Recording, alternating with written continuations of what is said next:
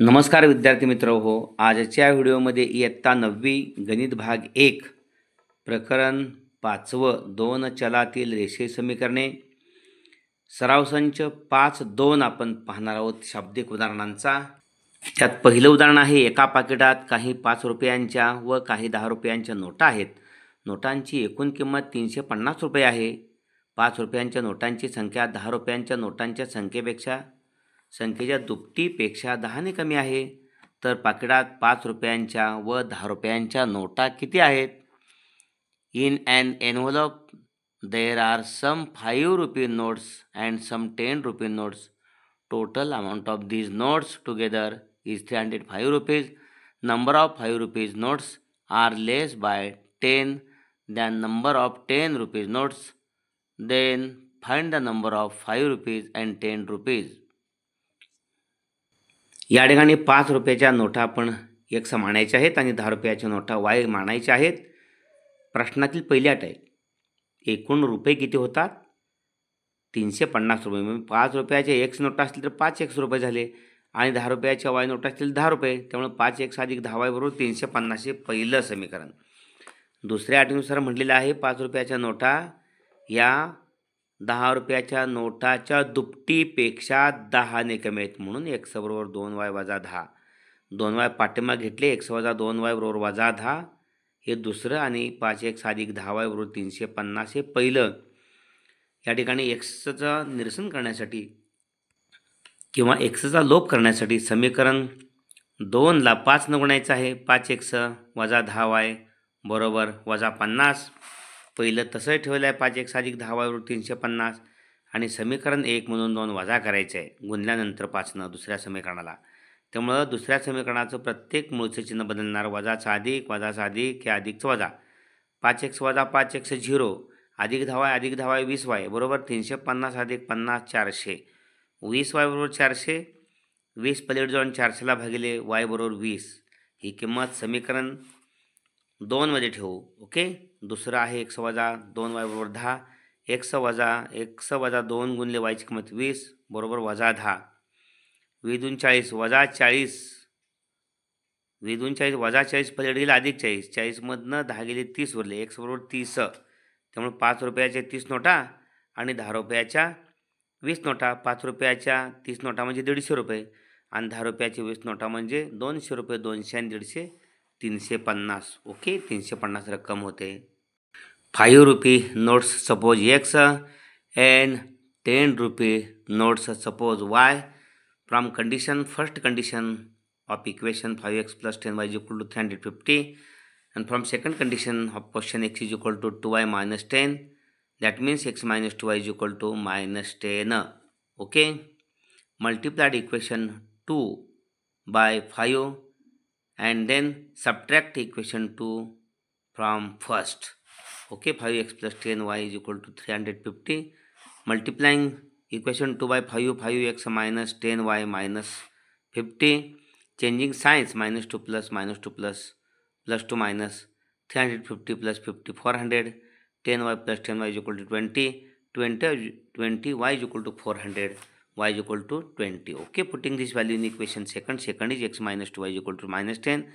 X minus 2 into 20, value of y is 20 is equal to minus 10. 20 into minus 2 minus 40 is equal to minus 10. X is equal to minus 10 plus 40, x is equal to 30. Okay. Number of 5 rupee notes is equal to 30 and number of 10 rupee notes is equal to 20. Okay. दुसरा प्रश्न, एका अपूर्णांकाचा छेद अंशाच्या दुपटीपेक्षा 1ने कमी आहे. अंश आणि छेद यात प्रत्येकी 1 मिळवल्यास अंशाचे छेदाचे असलेले गुणोत्तर 3/5 होते. तर तो अपूर्णांक कोणता? तो अपूर्णांक x छेद y मानू. उदाहरण पुन्हा एकदा पहा. एका अपूर्णांकाचा छेद अंशाच्या दुपटीपेक्षा 1ने कमी आहे. अंश व छेद यात प्रत्येकी 1 मिळाल्यास अंशाचे छेदाशी असलेले गुणोत्तर 3/5 होते. तर तो अपूर्णांक कोणता? तो अपूर्णांक x छेद y मानू. प्रश्नातील पहिल्या अटीनुसार काय म्हटलेलं आहे?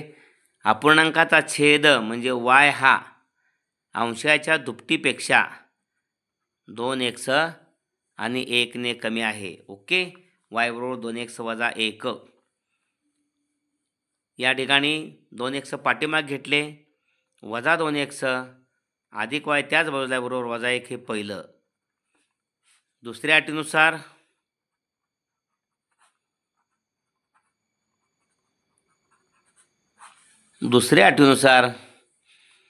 अंश व छेद यात प्रत्येकी 1 मिळवल्यास,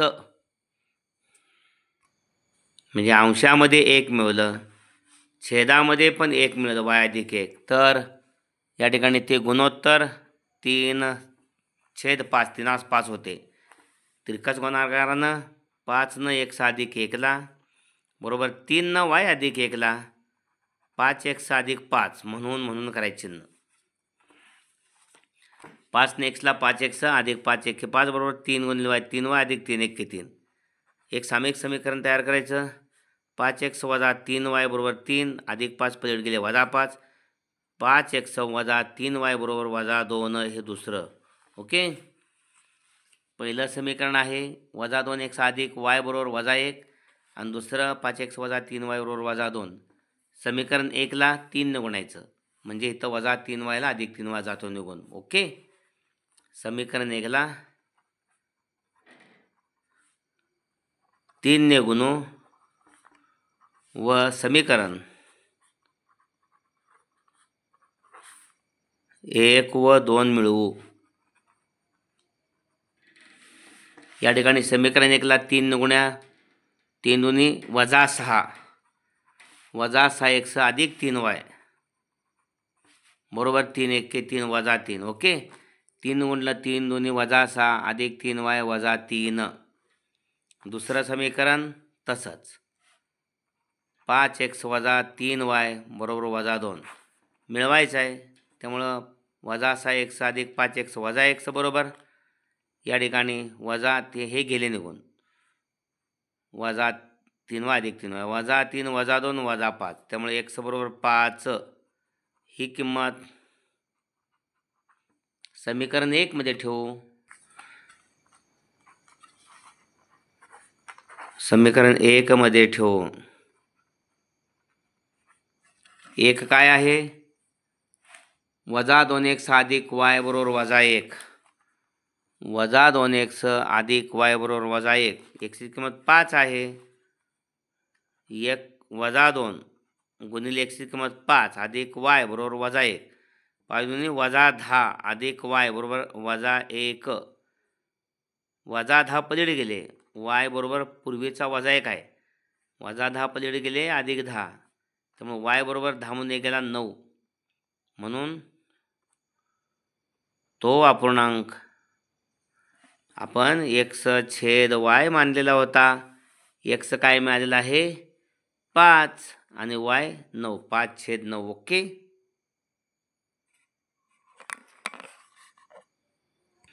Second example, the denominator of a fraction is 1 less than twice its numerator. If 1 is added to numerator and denominator respectively, the ratio of numerator to denominator is 3:5. Find the fraction. Suppose fraction is x upon y, numerator x and denominator y. From first condition of equation y is equal to 2x minus 1, we get the equation minus 2x plus y is equal to minus 1. From second condition, x plus 1 upon y plus 1 is equal to 3 upon 5. Taking cross multiplication, 5 into x plus 1 is equal to 3 into y plus 1. 5 into x, 5x plus 5 into 1. 5 is equal to 3 into y. 3y is equal to 3 into 1, 3. 5x minus 3y. Equation is 5x minus 3y is equal to 3 minus 5. 5x minus 3y is equal to minus 2. Okay. Multiply equation 1 by 3 and adding equation first and second, we get minus 6 plus 3y is equal to minus 3. 5x minus 3y is equal to minus 2. Here minus 6 plus 3y minus 3y 0. Minus 6 plus 5x minus x is equal to minus 3 minus 2 minus 5.